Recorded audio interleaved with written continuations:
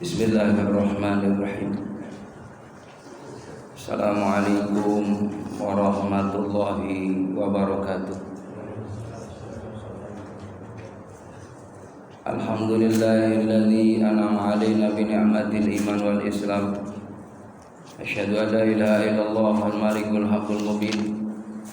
Muhammadur Rasulullah shadiqul wa'dil amin. Allahumma shalli wa sallim ala sayyidina Muhammad wa ala alihi wa sahbihi ajma'in. Qala Allah ta'ala fi kitabihil karim, bismillahirrahmanirrahim. Subhanalladzi asra bi 'abdihi lailan minal masjidil haram ilal masjidil aqsa alladzi barakna haulahu linuriyahu min ayatina innahu was-sami'ul basir. Wa qala an-nabi sallallahu alaihi wasallam, inna rajaba syahrullah wa sya'bana syahri wa ramadhana syahri ummati. Sadaqallah sadaqa Rasulullah sallallahu alaihi wasallam. Ketua DKM dan pengurus yang insyaallah senantiasa dirahmati oleh Allah Subhanahu wa taala, juga para asatid, para hujaj yang sama-sama dimuliakan oleh Allah Subhanahu wa taala, jamaah salat subuh yang alhamdulillah kita sama-sama sudah berjamaah dan dilanjutkan dengan ta'lim. Tentunya kita berharap pada Allah Subhanahu wa taala semoga apa yang kita amalkan insyaallah memperoleh ridho dari Allah Subhanahu wa taala. Amin ya Allah ya rabbal alamin. Salawat dan salam semoga terlimpah curahkan keharibaan Nabi kita Muhammad sallallahu alaihi wasallam yang kita harapkan syafaatnya. Jamaah yang dimuliakan oleh Allah Subhanahu wa taala, tidak terasa kita sudah berada di bulan Rajab, bulan yang istimewa karena Allah Subhanahu wa taala katakan di dalam 12 bulan itu ada minha arba'atun hurum.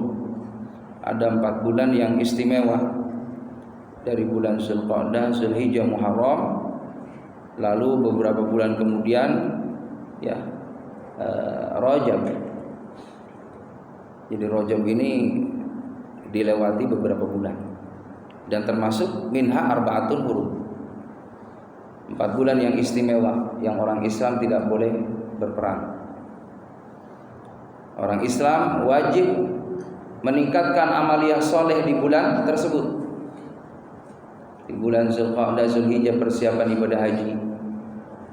Di bulan Muharramnya meningkatkan kualitas kesolehan hasil daripada ibadah haji dan ibadah umrah. Lalu di bulan Rajab juga jemaah rahimakumullah, karena disebutkan dalam hadis inna rajaba syahrullah. Bulan Rajab itu adalah bulannya Allah. Wa sya'bana syahri, adapun bulan Sya'ban itu adalah bulan Nabi Muhammad. Wa ramadhana syahri ummati, adapun bulan Ramadan itu adalah bulan umatku. Jadi bulan Rajab ini kenapa disebut bulannya Allah? Karena memang banyak keistimewaan di bulan Rajab. Di antaranya Rajab itu memiliki 3 huruf yang masing-masing huruf itu memiliki arti, mengandung makna. Rajaba, huruf ro yang pertama adalah mengandung arti rahmatullah. Huruf yang kedua adalah ba, bimakna birullah. Huruf yang ketiga jim, bimakna jurmul abdi. Jadi bulan rahmatnya Allah, bulan ampunan Allah, bulan kebaikan dari Allah. Jurmul abdi birullah. Jamaah yang dimuliakan oleh Allah Subhanahu wa taala, maka di 4 bulan dari Zulqa'dah, Zulhijjah, Muharram, Rajab disebut bulan yang istimewa, yang mulia. Kalau kita melakukan amal kebaikan dilipat gandakan oleh Allah. Sebaliknya kalau kita berbuat dosa di bulan tersebut sama berlipat juga balasannya. Jamaah yang dimuliakan oleh Allah Subhanahu wa taala, Maka di bulan Rajab ini bagaimana kita senantiasa dianjurkan oleh Nabi Muhammad memperbanyak istighfar. Tadi dibaca tuh istighfarnya, astaghfirullahaladzim atau rabbighfirli warhamni wa tub alayya. Dibaca pagi hari 70, sore hari 70. Selama di bulan Rajab. Ya, kalau di luar bulan Rajab boleh enggak zikir tadi? Boleh saja. Tapi utamakan selama di bulan Rajab itu kita membaca ya Rabbighfirli warhamni wa tub alayya, Rabbighfirli warhamni wa tub alayya, Rabbighfirli warhamni wa tub alayya. Pagi hari ba'da subuh 70 kali. Nanti ba'da asarnya menjelang maghrib 70 kali. Rabbighfirli, ya Allah ampuni aku, warhamni sayangi aku, wa tub alayya, aku taubat kepadamu. Ini bersamaan dengan makna Rajab tadi, bulan rahmatnya Allah, ampunan Allah, juga kebaikan dari Allah. Maka orang yang membaca Rabbighfirli warhamni wa tub alayya, dia mendapatkan rahmatnya Allah, ampunan Allah dan kebaikan dari Allah Subhanahu wa taala. Lalu dari tanggal 1 sampai tanggal 10 di bulan Rajab itu berzikir dengan membaca subhanallah ya hayyul qayyum. Subhanallahil hayyul qayyum dibaca dalam satu hari itu minimal 100. Subhanallahil hayyul qayyum, subhanallahil hayyul qayyum, subhanallahil hayyul qayyum. Dibaca zikir tadi selama di bulan Rajab dari tanggal 1 sampai tanggal 10. Dari tanggal 10 sampai dari tanggal 11-nya sampai tanggal 20-nya subhanallahi ahadis somad, subhanallahi ahadis somad, subhanallahi ahadis somad. Dari tanggal 21 sampai tanggal 30 subhanallahir rauf, subhanallahir rauf. Ini keterangan diambil di dalam kitab Durratun Nasih. Dan ini amaliyah orang-orang soleh. Ya, sudah biasa mengamalkan itu. Karena mau kapan lagi? Ya, kita melakukan amal kebaikan diawali di bulan Rajab, kita mulai pemanasan. Kalau kata Imam Ghazali itu, bagaimana di bulan Rajab ini adalah takhalli. Ya, mengosongkan itu kebiasaan-kebiasaan yang tidak baik dibuang, dihapus. Takhali, mulai banyak istighfar, mohon ampun kepada Allah Subhanahu wa taala. Orang yang membaca istighfar astaghfirullahaladzim wa atubu ilaihi boleh, atau tadi rabbighfirli warhamni wa tub alayya, ditambah lagi dengan istighfar yang sedengan astaghfirullahaladzim alladzi la ilaha illa huwal hayyul qayyum wa atubu ilaihi. Kalau ditambah lagi wa jamil muslimin wal muslimat wal mu'minina wal mu'minat boleh. Ya, karena ada keterangan barang siapa yang memohon ampun untuk dirinya dan juga untuk semua umat Islam, maka Allah Subhanahu wa taala akan memberikan kebaikan kepadanya sebanyak umat Islam di dunia. Itu keutamaannya. Lalu dianjurkan juga di bulan Rajab ini membaca sayyidul istighfar. Ada hadis Nabi Muhammad, barang siapa yang membaca sayyidul istighfar di pagi hari, maka Allah jamin 12 jam ini ya, dihitung setengah hari itu dia memperoleh tiket dapat surganya Allah. Barang siapa yang membaca sayyidul istighfar sore hari ba'da asar, Allah jamin sampai pagi dia diberikan tiket untuk surganya Allah. Berarti kalau kita baca sehari semalam 2 kali minimal, kita sudah mendapatkan jaminan kalau nggak ada umur di hari itu dan kita baca sayyidul istighfar, kita mendapatkan husnul khatimah. Jadi jamaah yang dimuliakan oleh Allah Subhanahu wa taala, maka mari amalan-amalan yang soleh ini biasakan menjadi amaliyah rutin. Karena zikir itu ada zikir muqayyad, ada zikir mutlak. Kalau zikir muqayyad itu zikir yang sudah ya dirangkai oleh Nabi Muhammad. Setiap habis sholat, ba'da sholat itu usahakan zikir dulu, istighfar dulu, ya baca kalimat thayyibah dulu. La ilaha illallah la syarika lahul mulku wa lahul hamdu yumiitu wa huwa ala kulli syai'in qadir. Allahumma ajirna minan nar. Ini dalam hadis juga begitu. Barang siapa yang baca Allahumma ajirna minan nar 3 kali, maka Allah akan bebaskan dia dari siksaan api neraka Allah Subhanahu wa taala. Itu dibaca setiap ba'da salat, zikir-zikir itu. Allahumma antas salam minka salam wa ilaika ya'udus salam fa hayyina rabbana bis salam wa adkhilna jannata darus salam tabaraka rabbana ta'ala ya dzal jalali wal ikram. Allahumma la mani lima a'taita wa la mu'tiya lima manata wa la radda lima qadaita wa la yanfuzal jaddi minkal jad.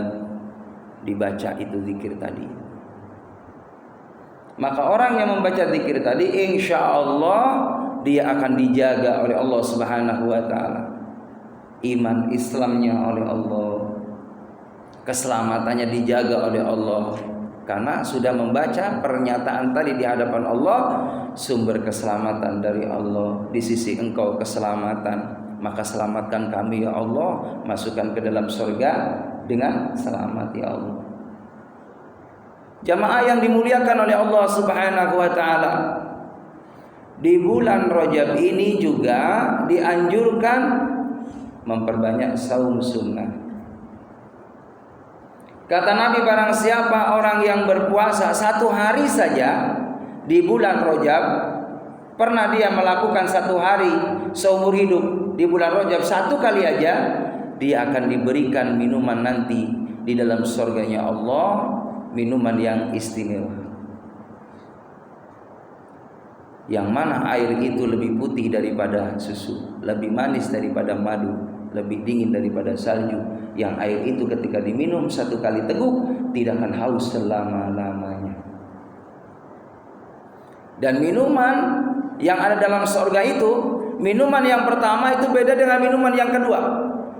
Minuman yang kedua lebih lezat lagi, lebih nikmat lagi. Ketiga lebih hebat lagi nikmatnya. Itulah jannahnya Allah Subhanahu wa taala. Lalu kita pun minta sama Allah untuk dibebaskan daripada neraka dan masukkan kita ini di dalam surga. Allahumma inni as'aluka ridhaka wal jannah.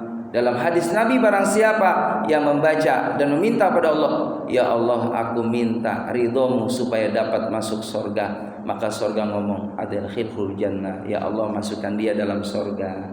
Surga udah ridho banget Pak sama orang yang minta kepada Allah, minta surganya Allah, surga sendiri udah ridho. Dan itulah intinya kita beribadah kepada Allah Subhanahu wa taala.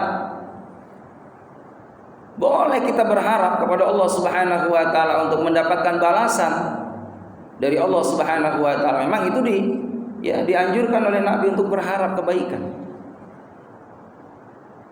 Salat berjamaah udah dikasih tahu sama Rasulullah pahalanya 27 derajat.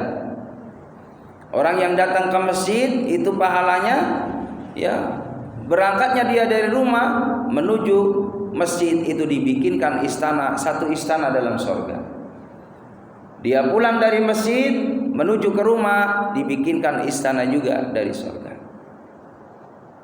Maka usahakan jangan sampai kita ini kalau ada waktu dan kita sehat, badan kita juga mendukung untuk bisa hadir ke rumah Allah, jangan ada alasan untuk tidak bisa hadir.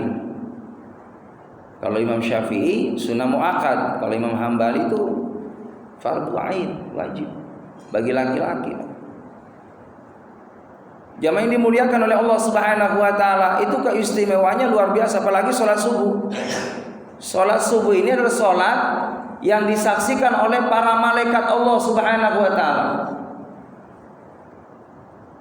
Suatu ketika Bilal azan, hadirin.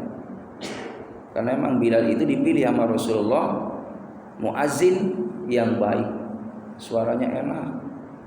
Ya, emang artinya kalau memang ada yang azan bagus silakan untuk azan yang artinya bisa menggugah orang, nggak apa-apa Jadi jangan sampai, mohon maaf, artinya satu orang aja boleh kita gantian nggak apa-apa. Sebab kata Nabi, kalau seandainya umatku tahu keutamaan azan, maka dia pasti akan berebutan azan. Pasti akan berebutan karena pahalanya besar, Pak. Dua pahala yang kalau umatku tahu, dia pasti akan mencari keutamaan itu dan tidak mau dia tinggalkan. Muazin dan sholat berjamaah di shaf pertama. Jadi jangan, saya mohon maaf, kita kalau sholat Jumat nyari di paling pojok belakang, ya kan? Biar gak kelihatan kalau ngantuk. Ya, emang bawaannya ngantuk, Pak. Kalau Jumat tuh hati-hati. Ini kalau kita sholat Jumat duduknya begini, Pak, ngongkong itu. Lalu kita ngantuk nih, lepas nih, nggak ingat, nggak dengar sama tetangga kanan kiri, itu batal. Dalam ilmu fikih itu jamaah rahimakumullah, dalam kitab Safinatun Najah, kalau kita duduknya benar-benar netep begini, ya, terus lenggut, tapi masih dengar nih, ada khotib nih masih dengar nih, lamat-lamat gitu, itu nggak batal. Tapi kalau lo sampai ngimpi, Pak, jalan kemana, orang kelingan pisan, kalau lagi Jumat ini batal. Begitu. Jadi jamaah yang dimuliakan oleh Allah Subhanahu wa taala, hati-hati godaan orang Jumat itu, ngantuknya luar biasa. Padahal pahalanya besar itu. Orang yang di shaf pertama kata Nabi itu seperti orang sedekah 1 ekor unta. Di shaf yang keduanya bersedekah 1 ekor sapi. Shaf ketiga kambing, keempat ayam, kelima telur, kesono bulu. Allahu Akbar. Udah mah datangnya terakhir, pulangnya duluan. Ya Allah. Jamaah rahimakumullah, ketika sholat Jumat itu di pintu ada malaikat itu, Pak. Mengabsen kita masuk tuh dicatat itu. Nah, maka sunnahnya khotib itu terakhir datangnya. Supaya udah beres semua nih, jamaah udah rapat nih, shafnya saya belakang, khotib baru datang. Itu sunnahnya. Tapi jangan juga dibiasain ngikut begitu juga, Pak. Ya kadang-kadang ngikutin sunnah, ditungguin khotib nggak datang, lewat 5 menit, pengurus bingung, ya kan? Artinya ya kita kondisiin aja, gitu kan? Kita kondisiin. Kalau Nabi memang di situ, ya kan, tempatnya, artinya tinggal keluar. Nah kita yang jauh ya jangan juga terbiarin aja jamaah biar pada duluan, sama udah sunnahnya belakangan, udah setengah jam, Pak, setengah 1 baru datang.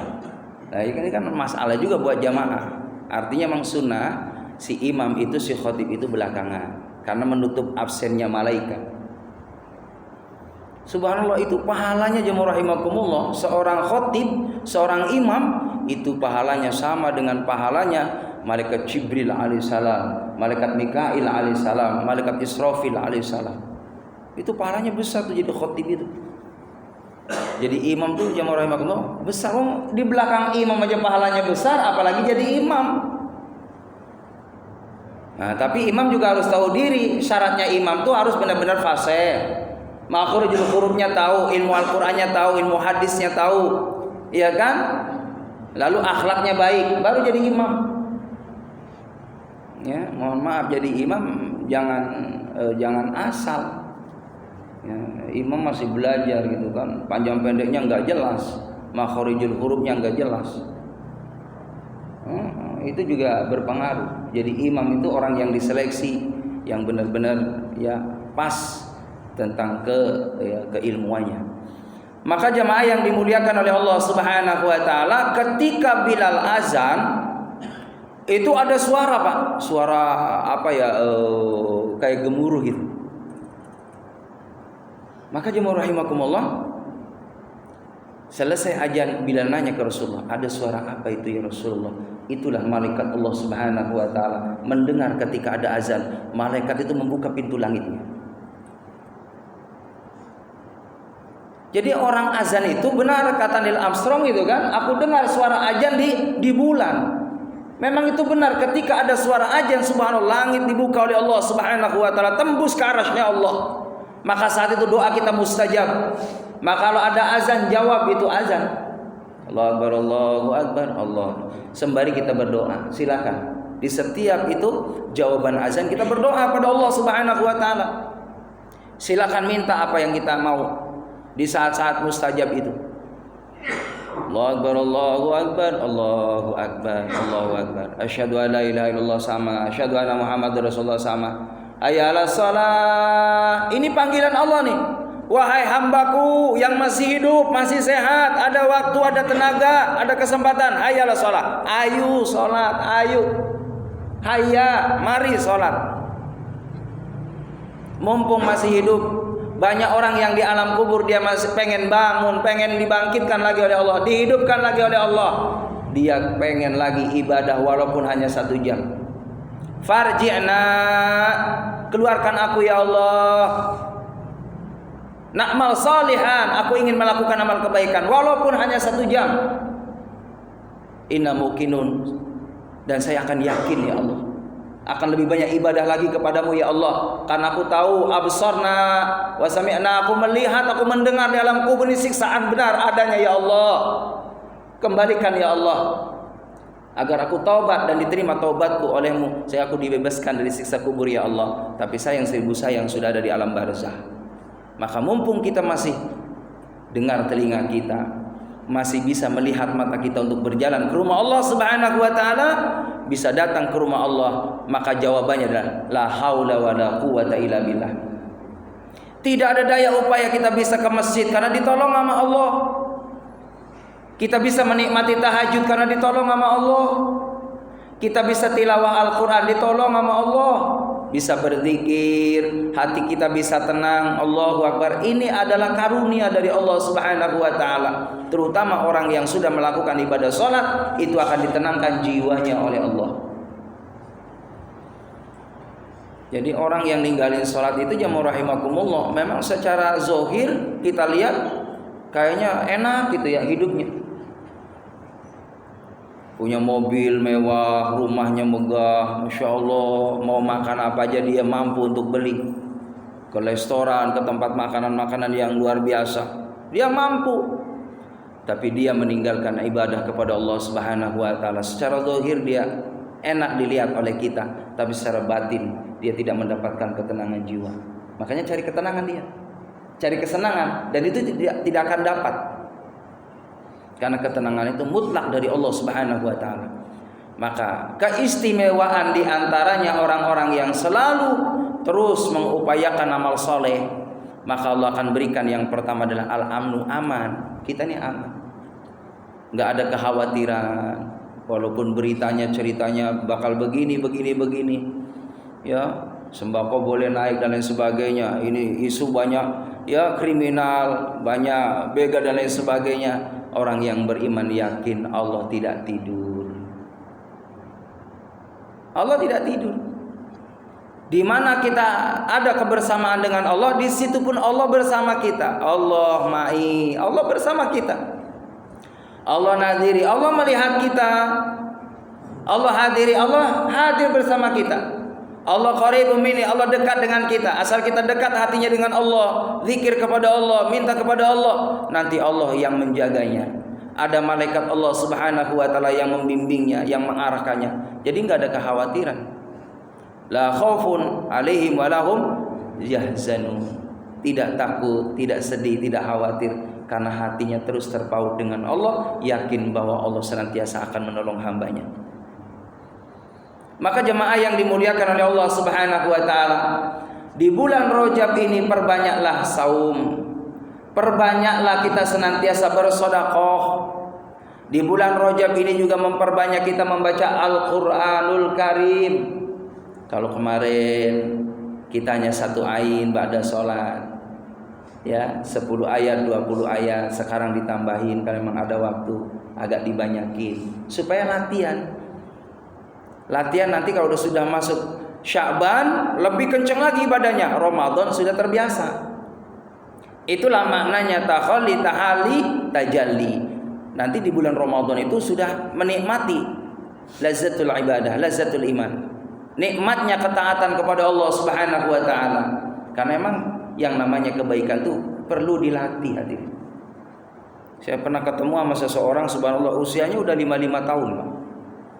Datang silaturahim ke saya, dia curhat, Pak Haji, apa ya doanya ya supaya saya bisa ibadah sama Allah, paling tidak sholat 5 waktu. Susah banget Pak Ustaz, berat banget. Ada azan, dengar saya azan, tapi giliran mau berangkat kaki kayaknya ada yang ngikat Pak Ustaz. Ini nyata tuh Pak.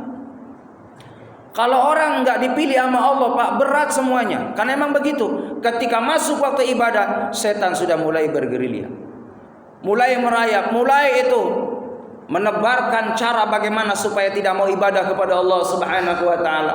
Ditutup telinganya, nggak dengar ada azan. Kalau kau dengar hanya sekedar dengar doang, nggak ya meresap dalam kolbunya.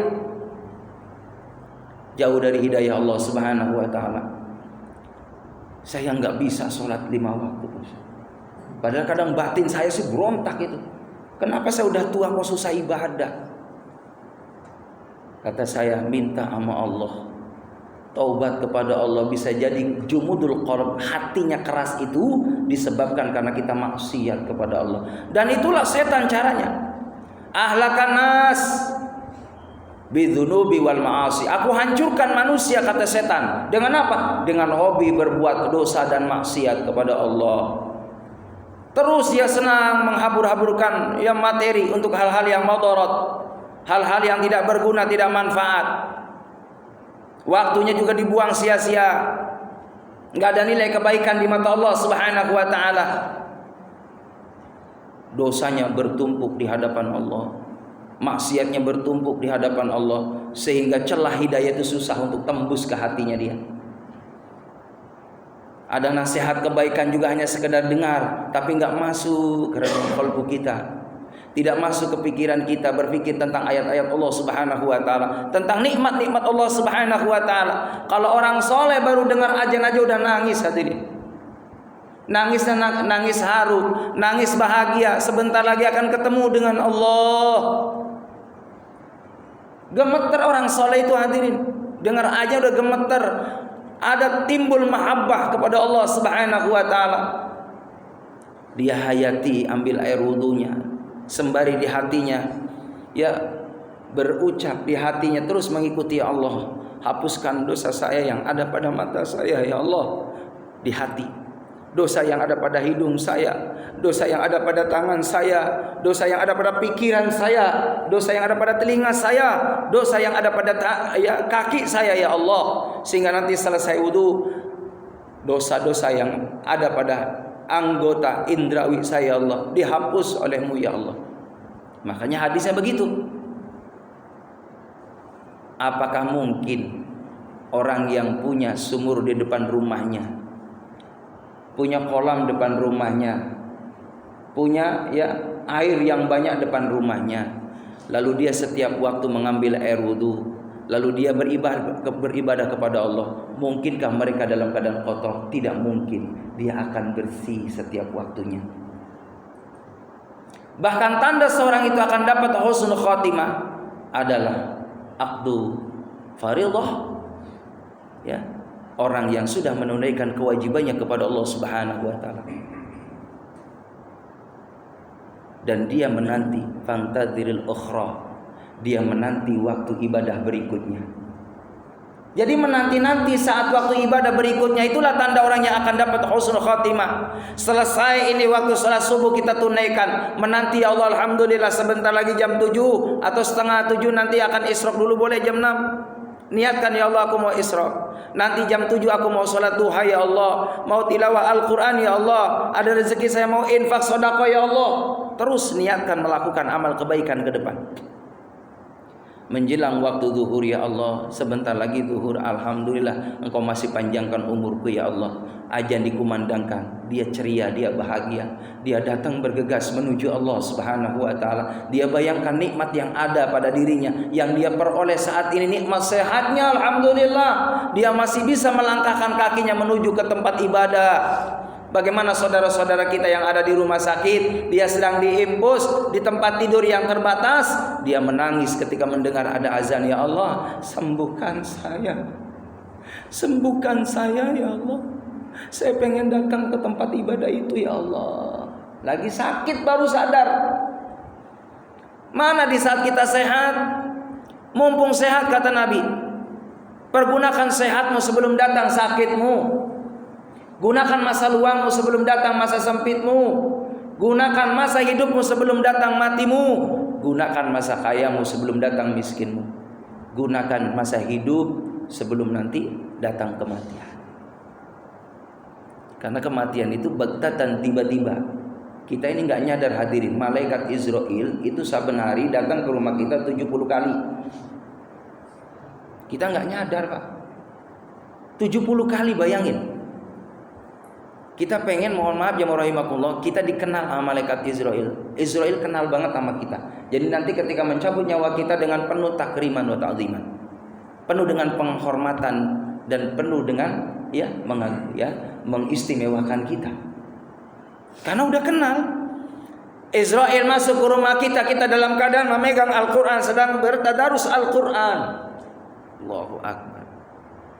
Israel silaturahim soan ke rumah kita, kita sedang pegang tasbih. Subhanallah, subhanallah, subhanallah. Alhamdulillah, alhamdulillah, alhamdulillah. Itu dinilai sedekah. Orang yang baca subhanallah, alhamdulillah, wala ilaha illallah, wallahu akbar, ini adalah kalimat yang disukai sama Allah. Ringan kita baca, tapi disenangi sama Allah kalimat itu. Dan kalimat itu adalah kalimat zikirnya malaikat. Mohon maaf, jangan sampai kita kalah sama malaikat, Pak. Itu di dedaunan, Pak, di dedaunan tuh semuanya ada malaikatnya. Baru kalau daun itu kering, baru malaikat berhenti zikirnya.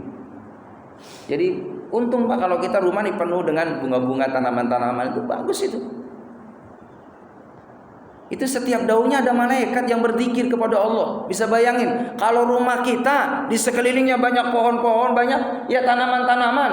Lalu kita perhatikan, kita siramin, kita pupuk, subhanallah. Selama daun itu ada, masih hijau, masih segar, ada malaikat Allah yang bertasbih, berzikir kepada Allah. Kita nyambung, kita yang